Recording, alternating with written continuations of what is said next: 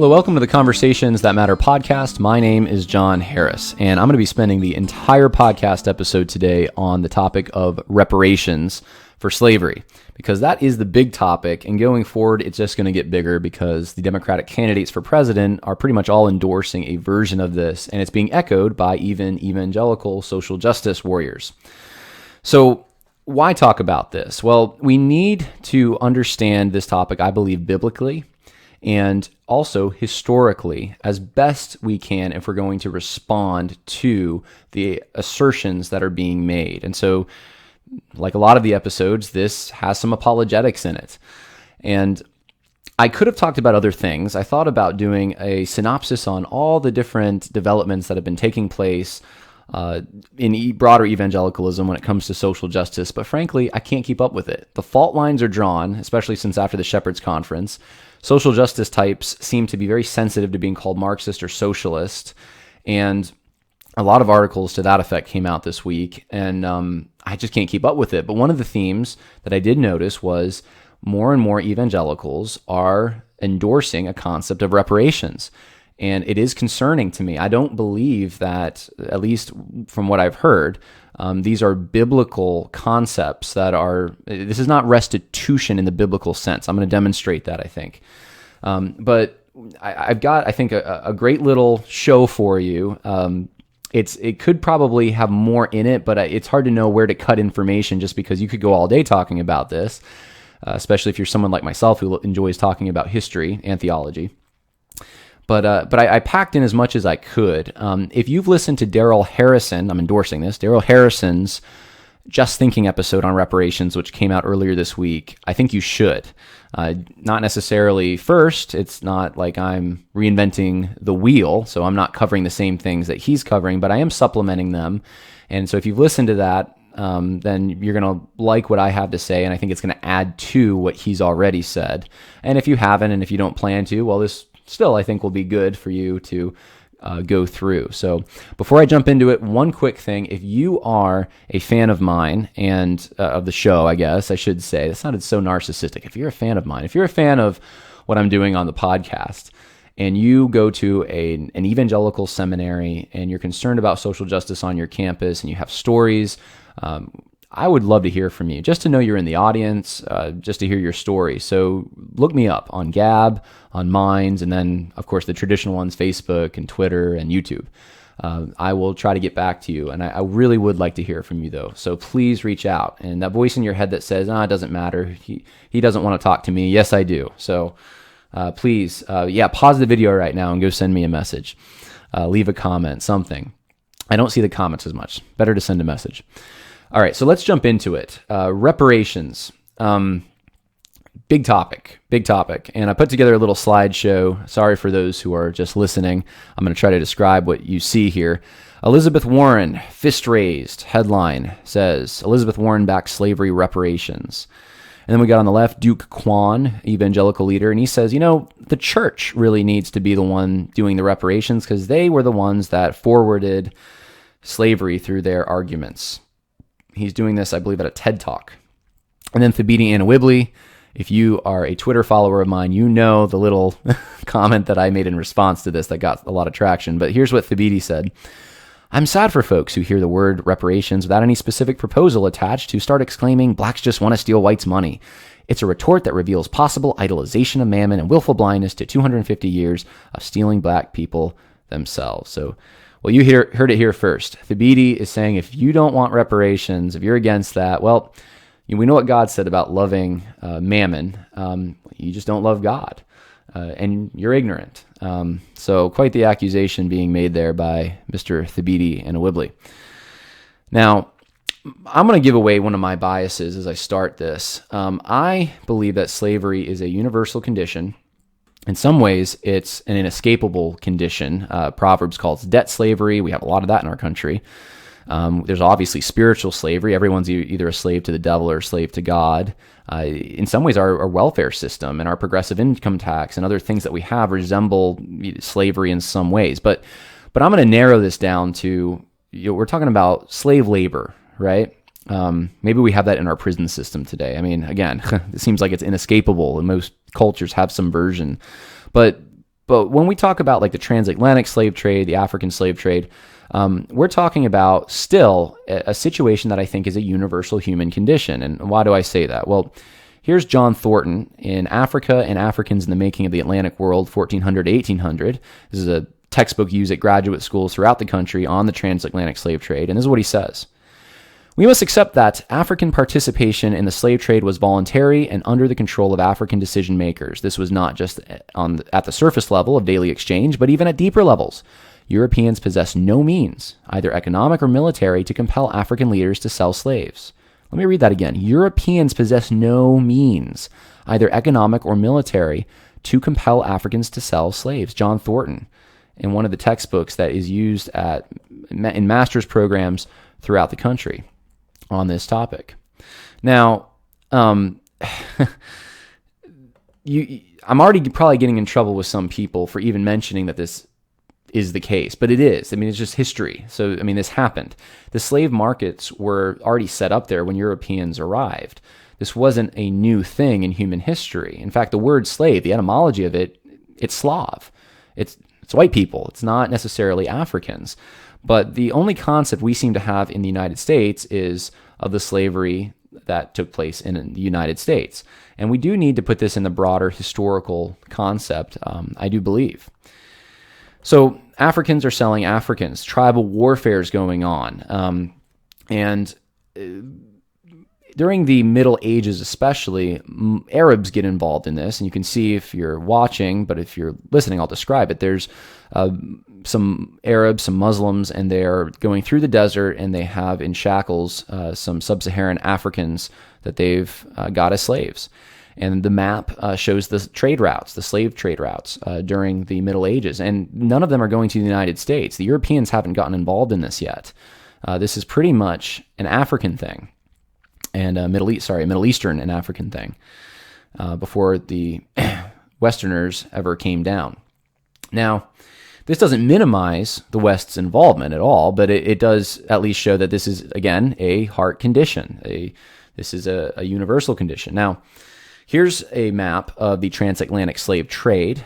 You can see 5% went to the United States, 35% Brazil, 60% the West Indies, 5% from the Ivory Coast go to the United States. Very interesting, because that's what we're so concerned about. But if we're going to have an honest discussion about reparations, then we would need to discuss, well, what about Brazil? What about the West Indies? What about the Arab world? Where do they fit into all this? You don't really see a lot of people from sub-Saharan Africa in the Middle East, and there's a reason for that. Most of them died.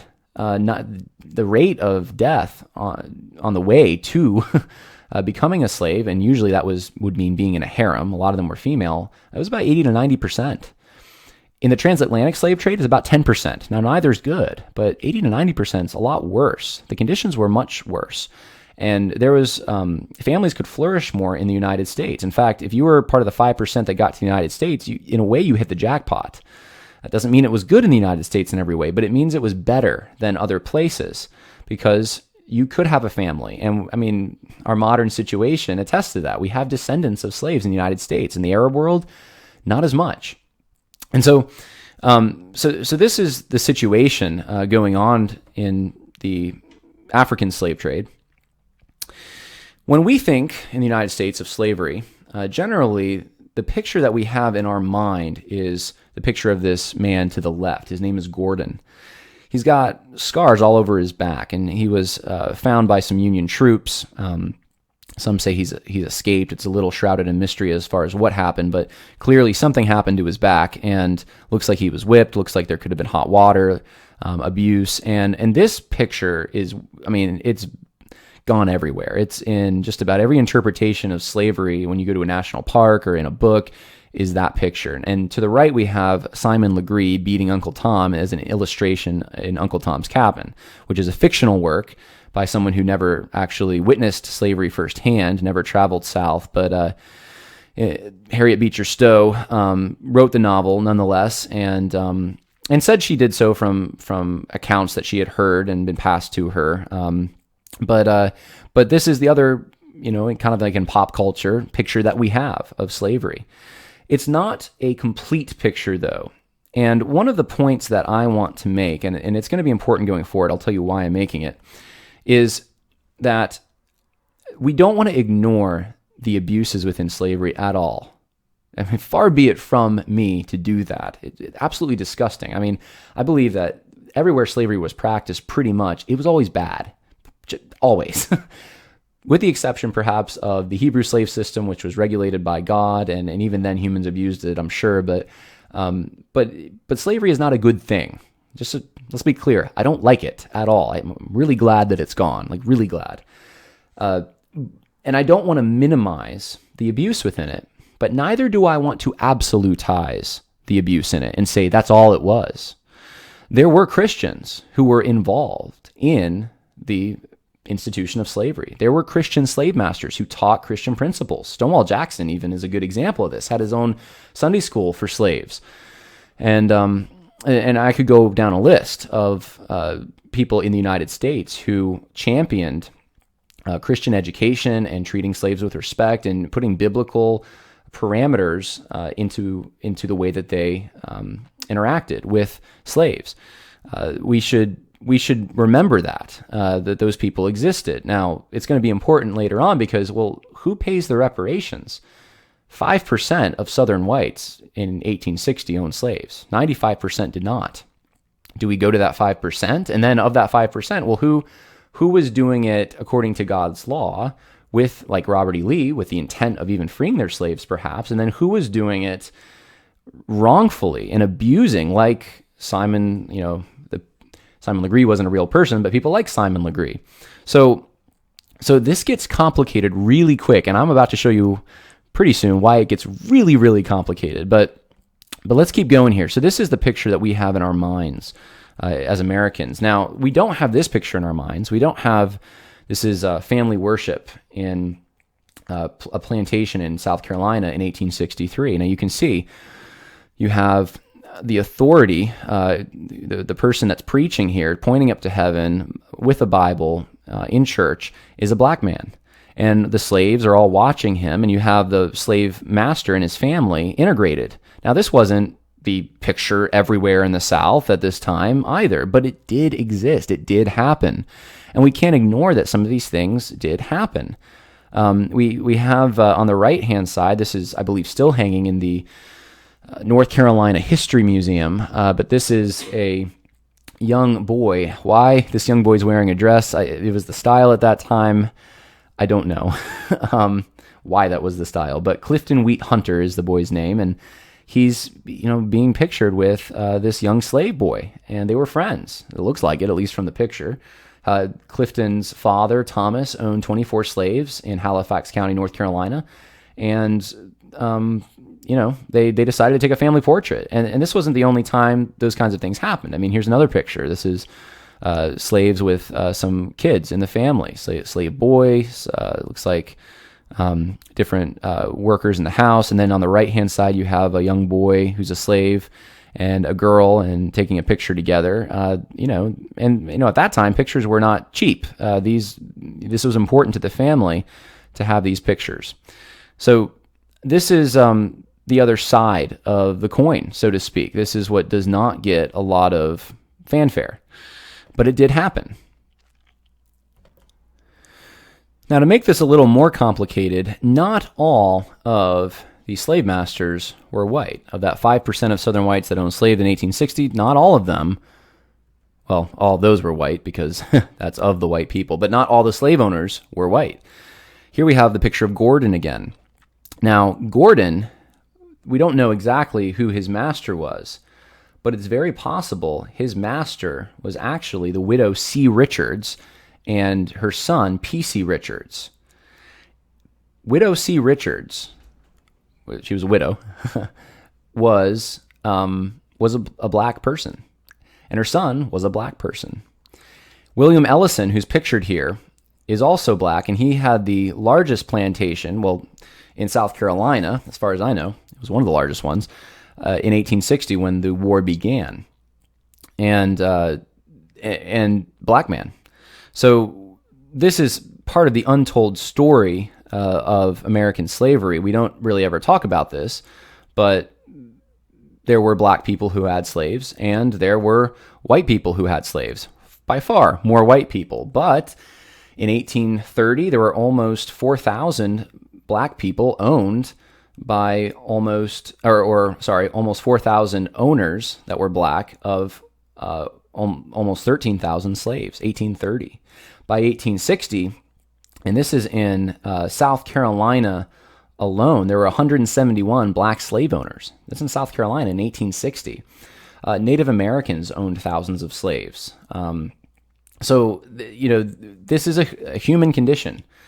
And so I'm not saying any of this to try to, let's just take the burden completely off of the Europeans who were involved in it. Well, no, they were absolutely sinful. Those who abused slaves were sinful, right? But let us not think that every single one of them was an abuser. Some of them inherited slaves. It would have been cruel for them to not take care of them.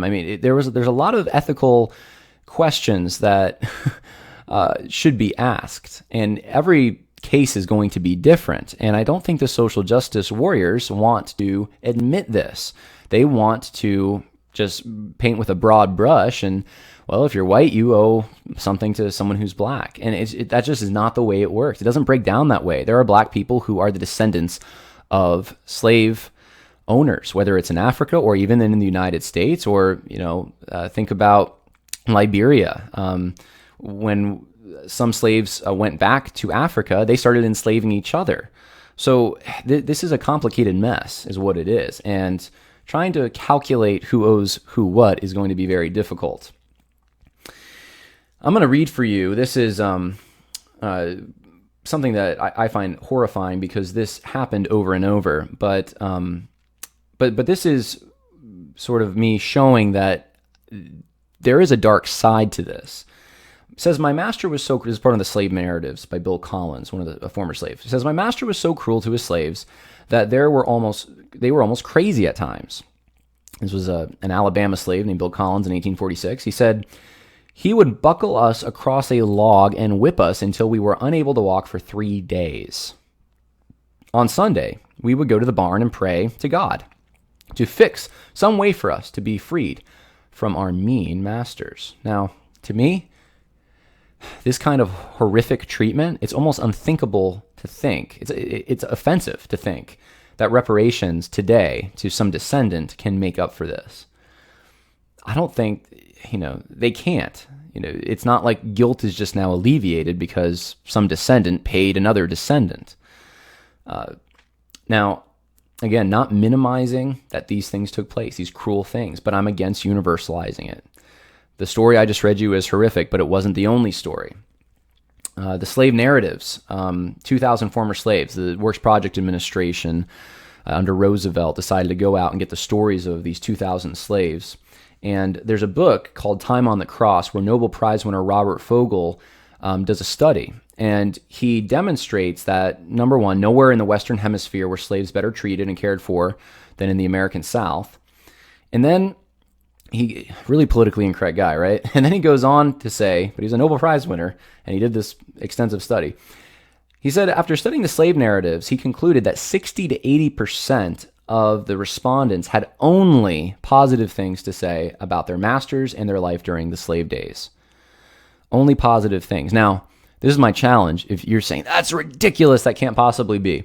I don't know if you're reading, Eugene Genovese. I don't know if you're reading the Slave Narratives. I would encourage you to read both. I read Roll, Jordan, Roll by Eugene Genovese, but read Time on the Cross. Go back and actually read the primary sources in the Slave Narratives and do the study yourself. There were some horrible things like the one I just read to you, but there was also those who didn't say anything about anything horrible happening, and they could have because it was much later and there was no threat to their life, and they could have. So a lot of them talk about, if you read some of them, you get into it, they miss their masters, they're looking forward to seeing their masters in heaven, and these kinds of things that their descendants, much of the time, well, they would not say. And it seems to me, it's interesting. You get the sense when you read the slave narratives, even, here's one of my favorite books by one of my heroes, Booker T. Washington. I love that guy.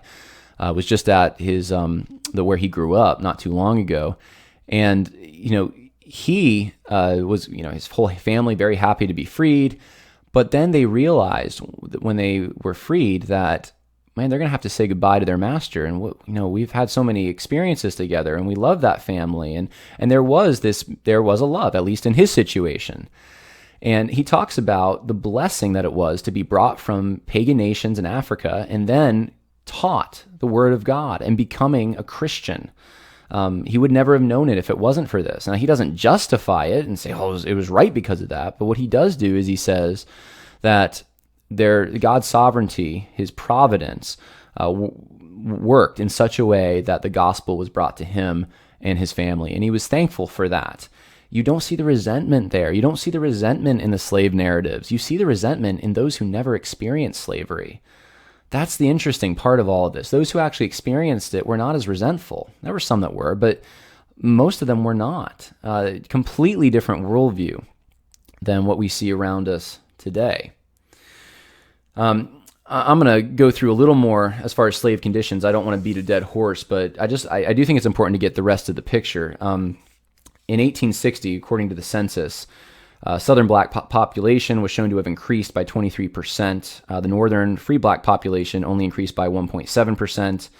1850 census, it shows that 1 out of every 1,000 people that were white was deaf, dumb, and blind, insane, or idiotic. In the northern states, 1 out of every 506 black person of the black people population had the same handicaps. And then for Southern blacks, it was merely 1 in 1,464 persons who possessed these inabilities. Now, you could say there's some bias going on there or something. I don't know. This is all we have to go on from the census.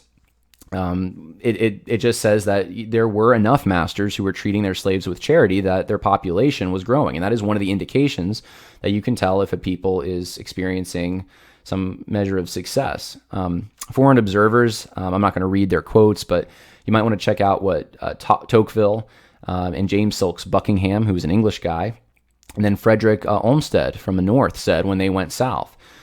A lot of the travel journals in the mid to late, early to mid, I should say, 1800s, some of them were by people that never even experienced what they were writing about. I mean, that was the most popular type of literature. But these guys actually did travel and they saw slavery. So read their accounts and see what they said about it. And they were comparing it to what they knew in England, in France, in the North. Now, when it comes to Christianity, I'm going to give you kind of the big picture here. Circuit riders would care for the spiritual needs of slaves. That's just true. You may not like it, but it is true. This is from John Blassingame in The Slave Community, book he wrote. He said, white ministers emphasized oral instruction, memorization, interrogatories, and singing in their efforts to Christianize the slaves. Slaves memorized the Lord's Prayer, the Ten Commandments, and many aspects of the denomination's liturgy. Ministers, bishops, and masters often questioned the slaves to make sure they understood what had been taught. And when it came time to go to a church, slaves exercised their own choice, demonstrating their autonomy. Slaves catechized by Episcopalians or Roman Catholics persisted in joining Baptists and Methodists. It's very interesting that you see this on the frontier too, to an extent, but slaves generally did not go with the mainline denominations. They had this mixture of their own style. I mean, you see that even to this day. They had their own style, and they sometimes formed their own churches. Now, discrimination is part of the story of why that happened, but there is another part of the story. They tended to worship a little differently, and they formed their own communities in some ways. And so this is where it started. Not downplaying discrimination. It happened. But there's more to it than just that. Again, this is a fascinating quote. This is from an address to Christians throughout the world by 96 ministers in the South, 1863. This is during the war between the states. Listen to this. Most of us have grown up from childhood among the slaves. All of us have preached to and taught them in the word of life, have administered to them the ordinances of the Christian church, sincerely loved them as souls for whom Christ died. We go among them freely and know them in health and sickness, in labor and rest, from infancy to old age. We are familiar with their physical and moral condition and alive to all their interests. And we testify in the sight of God that the relation of master and slave among us, however we may deplore abuses in this, as in other relations of mankind, is not incompatible with our holy Christianity, and that the presence of the Africans in our land is an occasion of gratitude on their behalf before God, seeing that thereby divine providence has brought them where missionaries of the cross may freely proclaim to them the word of salvation. And the work is not interrupted by agitating fanaticism. They're talking about northern abolitionists right there. The South has done more than any people on earth for the Christianization of the African race. The condition of slaves here is not wretched, as northern fictions would have men believe, but prosperous and happy. Now, some of you might think, oh, man, they're just telling lies. There's so many things to back up some of the things that they're saying, though, and this is where you have to be careful. It's a nuanced picture. There's a big spectrum here, and you can't just focus on one shade. If I just read that and said that's all there is to slavery, then I would be focusing on one shade. But there's a bunch of ministers, almost 100 of them, that signed this thing. I could go on. A Methodist paper in 1851, after cotton prices had dropped, told masters not to overwork their slaves. Southern Episcopal Bishop George W. Freeman said, "It is the duty of masters not only to be merciful to their servants, but to do everything in their power to make their situation comfortable and to put forth all reasonable effort to render them contented and happy." Reverend A.T. Holmes, in a sermon that became published in a Southern Baptist publication entitled "The Duties of Christian Masters," said, "Equity pleads the rights of humanity, and in the conscientious discharge of duty, prompts the master to such treatment of his servant as would be desired on his part, were those positions reversed." I could go all day. I've got tons of other ones written down here by different Christian publications, denominational publications, pastors, all saying the same thing. Listen, slave masters, you better regulate yourself and treat your slaves according to biblical standards. According to the slave narratives, if you do... I believe this is by Fogel. I can't remember where I got this, but someone did a study, and they said that 15% of the Georgia slaves who had heard antebellum whites preach recalled admonitions to obedience. So you would think that number would be higher if what the social justice warriors are telling us is true, which is that's the only time they ever used the Bible was to just compel obedience. Well, yeah, they did preach what the Bible said about it, but you had only 15% of Georgia slaves who had heard antebellum whites preach that. Really? Only 15%? Doesn't sound like it was preached maybe as much. And of course, different regions are different, but there's a bigger picture. Again, paint and color, don't broad brush. Now, I, again, have to reiterate this probably like 5 times. I think slavery is terrible. I think it's great that it's gone. Don't want it coming back. Good riddance to it, right? There were a lot of abuses within it. But I would never make the mistake of saying that it's not possible for a Christian in that society who, let's say, inherited slaves to function in a way in which, he could be a Christian, function in a way in which that the slaves could be educated and, even if he was going against the law, like Stonewall Jackson was, educated, taught Christianity, thriving. I mean, that is possible, and it did happen in some circumstances. It would be wrong for me if I lived in a society like our society, let's say, where the institution of marriage is as horrible as it is. We have no-fault divorce. Half of all marriages end in divorce, right? And there's a lot of abuse in marriage. And for me to say, you know what, marriage is a horrible institution because look at all the marriages and look what's happening and look at all the battered wives, that would be wrong of me to broad brush and say, well, marriage is just wrong.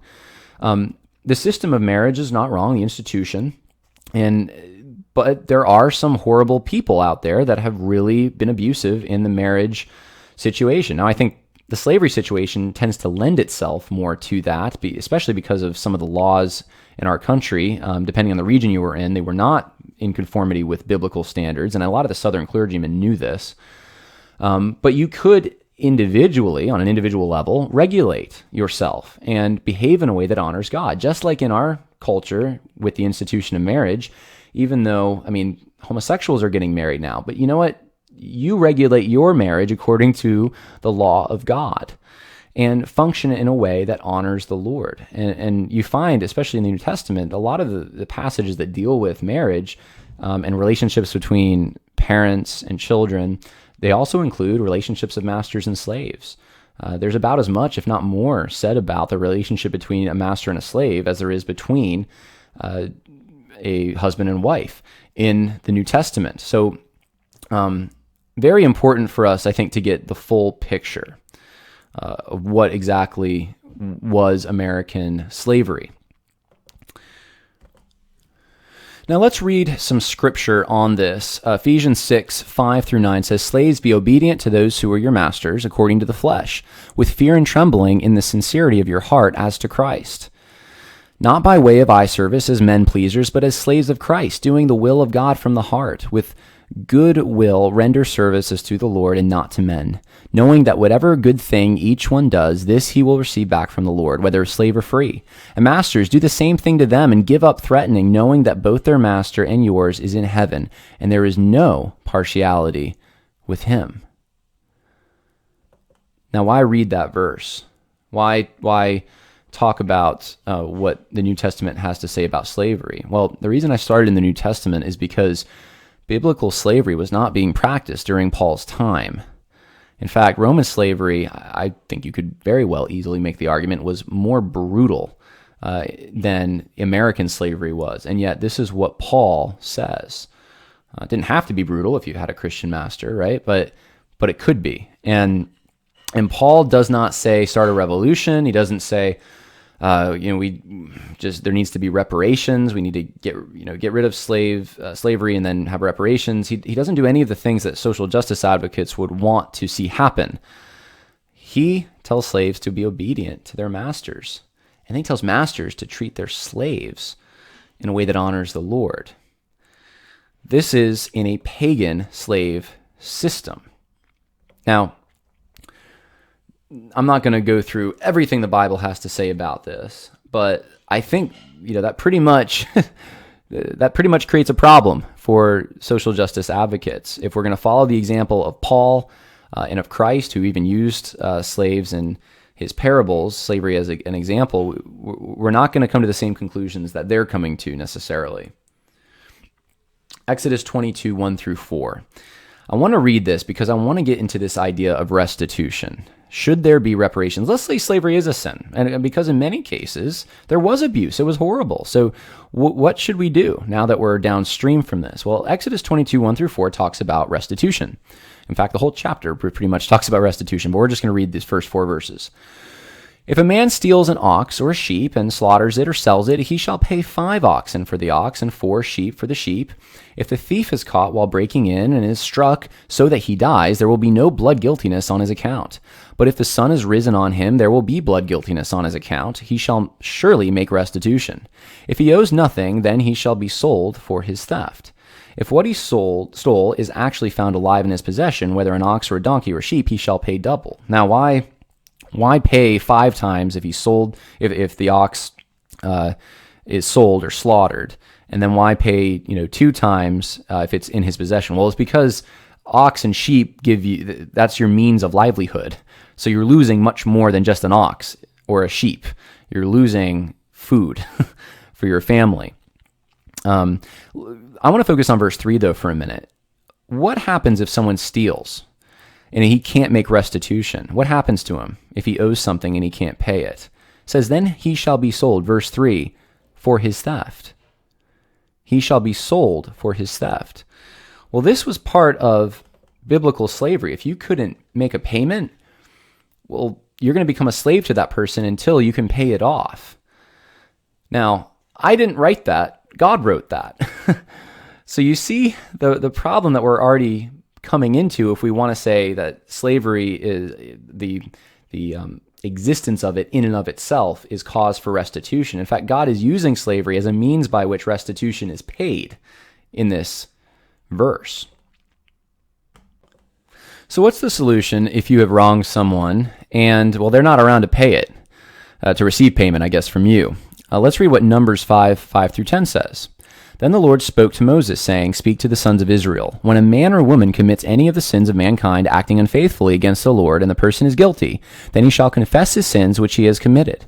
And he shall make restitution in full for his wrong, and add to it 1/5 of it, and give it to him who he has wronged.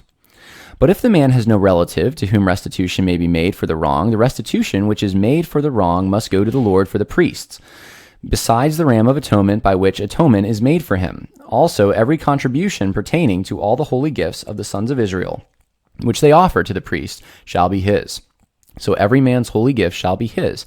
Whatever any man gives to the priest, it becomes his.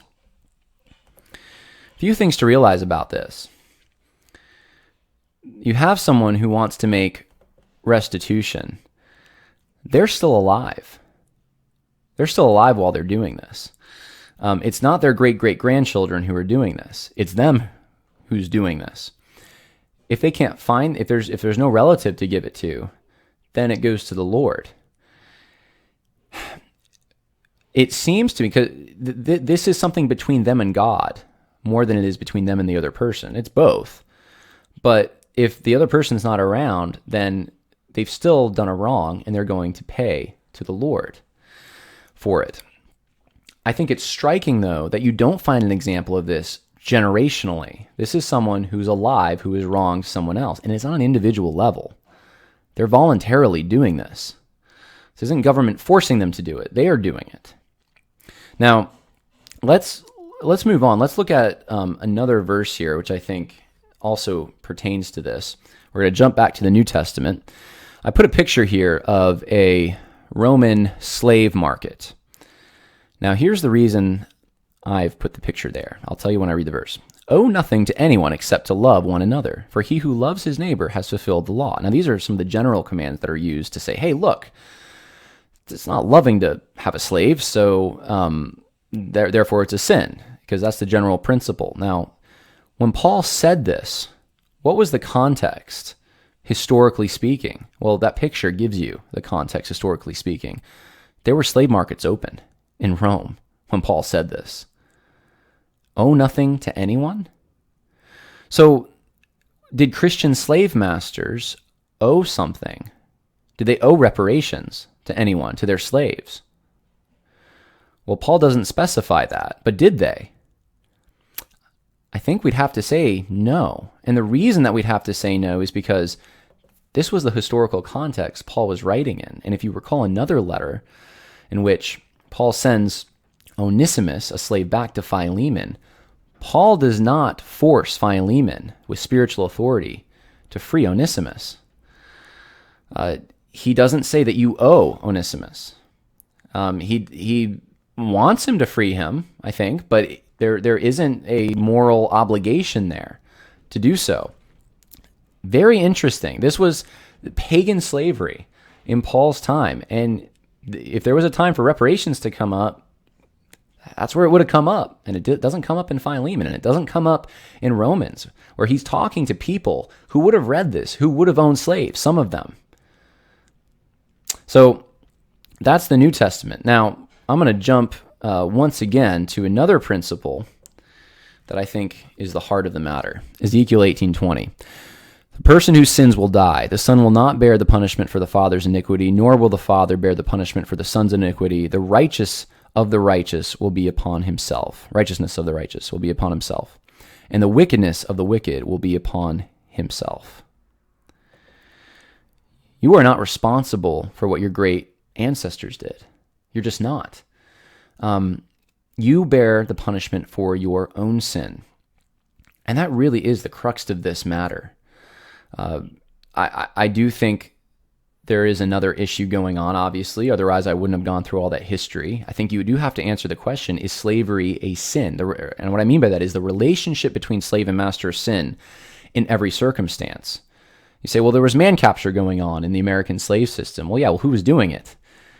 Okay, the northeastern vessels that went there and shipped slaves all around the world, maybe they were doing some of it, but it probably really wasn't them as much as it was those in Africa who already had the slave markets set up. Those were the people that were primarily doing the man capture element in this. Now, it doesn't mean that taking part in it is a good thing, but there's a lot of systems that we take part in that we're downstream from the evil, and we do not bear the iniquity of that evil in and of ourselves. And I'm going to give you some examples of that. I could probably go all day with examples. I don't want to do that. Every time a $100 bill, I guess, comes into my hand, that's been drug money at some point, which I'm sure it probably has. I don't know how many dollar bills have a trace of cocaine, but I've heard it's quite a bit. But some more that just came to my head, so I shared it. But some more relevant examples to show the complexity of this. I am an American who pays taxes. Some of my taxes go to organizations like Planned Parenthood. How complicit am I in what is going on at Planned Parenthood? It's a question worth asking. I'm going to start raising questions rather than answering them because I think they need to be struggled through. I've answered some things, I've shed some light on things, but I think Jesus asked a lot of questions, and I think it's good to really think through some of these things. How about this question? I am a descendant of those who fought in the war between the states, both on the North and the South. My Southern forebears, in fact, for a while it was hard to trace my family history because General Sherman came and burned the church where the records for the family were held. I have relatives who died in that conflict. As far as I know, they were dirt poor. People today might have called them white trash. No slave owners in my family. Ironically, my wife, who's from the North, does have a slave owner in her family, but none of my family members on either the North or the South owned slaves. And yet, their churches were burned. Sherman's army left a devastating path. I'm sure destroyed their farms and raided whatever they had to live on. Do I get reparations for that? What about the people of Columbia, South Carolina, who had their whole entire city burned to the ground? I mean, read some of the accounts of what happened in Columbia, South Carolina. Union soldiers, gang raping, slave girls, ripping earrings out of the ears of women in the town, raping the white women in the town. Horrible abuses happened in Sherman's march. Now, are those people owed something now? Some of them weren't even behind the war effort necessarily. What do you do with that? How do we cut this cake that we're going to divvy up with reparations? Am I owed anything? One of the things that social justice advocates, I think, run into is reality. They kick against the goads of reality, and it's a problem because these issues are very complex. If we want to take this outside the United States, let's go to I'll show you some pictures. Let's go to some other places for those who are watching. On the top left, we have a picture of the Armenian genocide. Horrible. What do we do about that? On the bottom left, this was the situation that happened in Rwanda. How do we think through that? Who owes who what? I mean, you have Houthis that were extremists who went against the Tutsis, and then also some more moderate Houthis and Belgium soldiers, and the UN didn't intervene. Does the UN owe something on this? On the right, you have the rape of Nan King. What about what the Japanese did to the Chinese before and during during the Second World War? You take this out of this country, and this gets complicated, and you want the church to figure this out? So if you have a Japanese person coming to your church, does he now have to pay money to the Chinese person coming to your church? Does the Tutsi have to pay money to Belgian soldiers I should say I'm getting these words wrong. The Houthis, there we go. Do they have to pay money to the Tutsis or the Belgian soldiers? Do the Armenians who are in your church, do they need to be paid by the Turks? And if so, how much? How much? What if the Turks weren't involved in the genocide, but they just happened to be Turkish? They were part of a country that did this. It gets so complicated. South Africa has got to be one of the most complicated situations because there you have multiple tribes, half of which I can't even pronounce. You have the British, oppressing the Afrikaners in the last 200 years. You have the Afrikaners and the British oppressing, and the apartheid government oppressing the blacks, and then you have the blacks now oppressing the South Africans that are white. And there's tribal warfare involved in this, and it's so complicated. There is no way you're going to be able to divvy up this pie. No way. How do you create a balance sheet that factors in everything? Here's another question. In our situation in the United States, how do we create a balance sheet? Do we factor in current welfare programs? Do we put that into our calculation, or aid that's gone to Africa? Does that go into the equation? Does affirmative action go into the equation? Is that part of reparations? You would have a lot of calculating to do, and then figuring out, I'm a white person, but no one in my family ever owned a slave. Where do I fit into this? I wouldn't owe any reparations, right? One of the things you have to understand, this is an assumption about that social justice advocates have, is that systems of oppression need a systematic answer to correct. Systems of oppression need a systematic answer to correct. And this is why it doesn't matter how bad you think slavery was, if you're not willing to apply the solutions that the social justice advocates give you. I agree. Bad stuff happened during slavery. And you know what the solution was? Well, what the solution ended up being, they were freed. Eventually, the slaves were freed. And beyond that, today we put in programs. I don't agree with all the programs, but programs have been put in place to compensate. There's a call for more. And I have to wonder where the motives for this are. I think the assumption that they're coming with, again, is that this is a systematic problem. You hear the word all the time, systematic racism. It's still systematic racism. They don't locate this sin as a human heart sin, abuse within slavery. They don't see it as a human heart thing. It's a system problem. And so you need to adopt our system. It's always an argument for a new system. And we have to reject that. We have to reject the systematic argument. Slaves were freed, and we have laws on the books now that you can't discriminate. And show me the racist law. I've said this many times. Show me the law that is enslaving, that is racist. That if you can show it to me on the books in black and white, man, I'll stand with you for justice. That's wrong. But if there is no law like that, and you're just saying over and over that it's systematic racism, and I'm going to have a hard time, because I think there's a sneaky thing going on. What you're doing is you are trying to replace the current system. Let's face it, it's not as free market as it once was, but you're trying to transition it from being more free market to less free market. You want more government programs.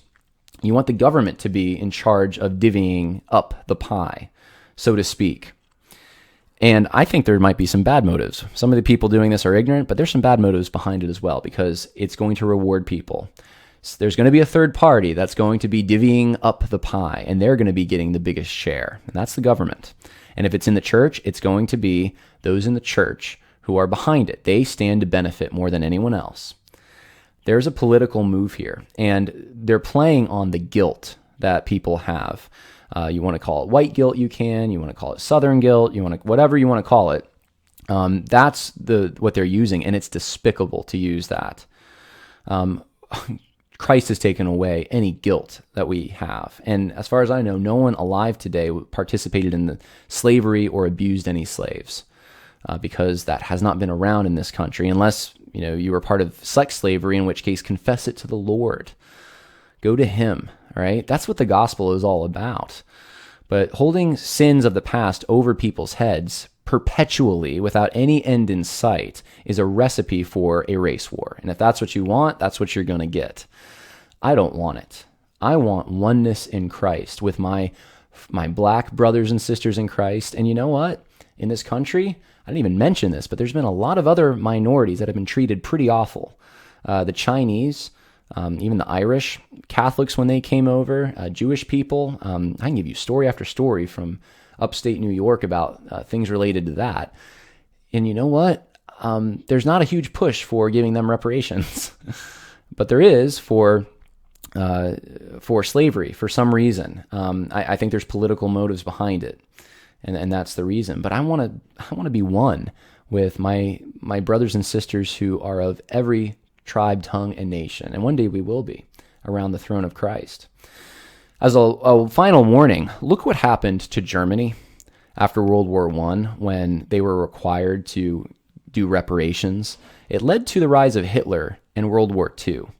So if you want to follow this reparations stuff, think through what the implications might be and the resentment from the other side. There's going to be a pushback, and it's not pretty. I think forgiveness is better. I think letting go of some of these things and giving them to Christ is better.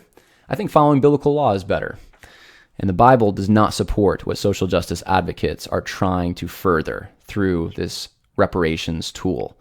It is not biblically based. You cannot support it based on Zacchaeus. You cannot support it based on what the Egyptians gave voluntarily, because God compelled them to. He put the desires in their heart for them to do so to the Israelites when they were leaving Egypt. You can't use these examples. They don't work. Look at the clear passages of Scripture that talk about restitution. You're not going to find this generational restitution thing going on. So that's really all I have for today, at least, on the topic of reparations. I hope you found that educational and gave you something to think about, even if you don't agree with all of it. I hope it gave you something to think about. And well, next week is a new week, and I may be talking about some of these social justice advocates trying to distance themselves from socialism and Marxism, or I may be talking about the gay Christian movement, especially the celibate gay Christian movement, because I think there needs to be a biblical answer to that. And so probably one of those two things. We'll find out. See what happens next week. I mean, every day it seems like a new thing is happening on the social justice front. So who knows? But hope you enjoyed that. God bless. Bye now.